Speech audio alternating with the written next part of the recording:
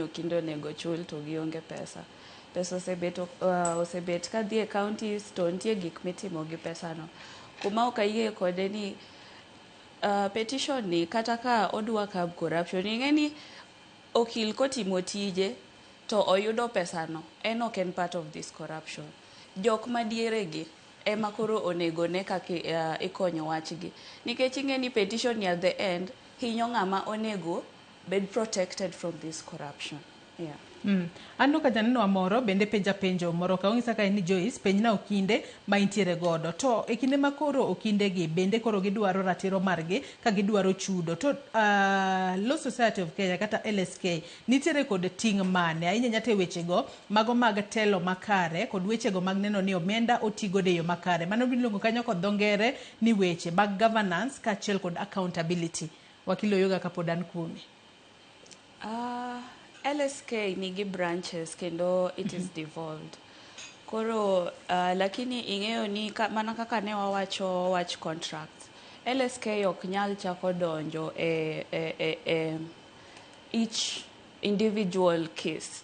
LSK nyalo mana koro wuoyo kaka ineno no biro mo come out strongly to defend ni koro ung'eni koro unyanyasa members wa. Koro LSK ok nyal donje each case ni koro ng'ane pok uchulo, but collectively we can speak up mana kaka ineno jopuonj niga gi strikes, and I think that's the much we can do. Yeah. Okay, I leave a question no maber, but what we say accountability. Openjo ka ni LSK nitiere kod role mane e wechego mago mag governance kaachiel kod accountability issues. Ahinya to governance. Or related to chudo. Onyalo bedo related to chudo kata wechego mago mag neno ni wantiere kod telo makare e pacho kae. Mano to gima osebet kwa discuss manyage chakre. Functions mag LSK en kwero konyo government. Koro mano to watimo don kata yosenano yawa kwa wuok e jenzi mano ko wach multi party LSK ne kanyo gimoro ma osebet ka timo kata jopiny gi expect ni LSK to wachano nikech ging'en ni LSK nigi mandate mar ng'iyo ni there's good governance, rule of law, administration of justice, gin gik ma obedo upheld. Koro mano to gima watimo every other day. Yeah. Nyakwara Mugejuang med chwalo nwa ote magi kokale yore waduto te mago mag tudruok ote makamago abo medo chwalo gi wadong' mana gi dakika matin kende to atieko twak mar okinyi makawuono kapod antiere kae kod Ochieng' Gor okil Kamaloka kaachiel kod Memory Oyuga Apeyo ma en okila Kamaloka. Kia ni geno margi koro en mane dakika matin ma wadong' godo ni geno maru en mane nyate yiero mano mabiro. Wanyalo tiyo kod ranyisi ncha waneno yiero mago mag Kupet mayando timore e kaunti ma Homa Bay noko dhi e yo makare kendo nitiere kaka otese mag luto ombulu ne obedo kod rochruok kendo koro sani koka gipango yiero machielo. Kachako kodi wakili Memory Oyuga, nyaka sani yiero mar tarik 19 dwe mar 2 geno maru en mane un kako kinde mantiere gode pacho kae?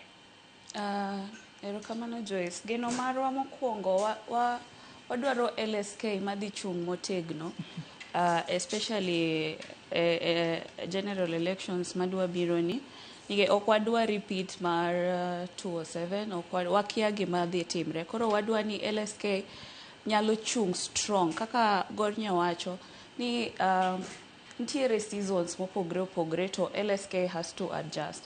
Koro wadwaro LSK manyalo chung motegno kendo council ma wadwaro en council manyalo bedo jogo moriwore, jogo mawuoyo gi duond achiel kendo jogo manyalo winjo members. Koro kendo president ma wadwaro en ng'atno manyalo pick up kama Faith oweye kendo o pick up maber with continuity kendo mondo oriu council ne. Ing'eni nitiere ndalo moko mane council ndalo koa LSK ok wadwaro repeat of that. Koro wadwaro ng'ama ohore, ng'atno mafam, ng'atno manyalo winjo members kendo ng'atno manyalo riwo council. Erokamano. Wakili Gor korka kori. Geno wa ni elections idhi tim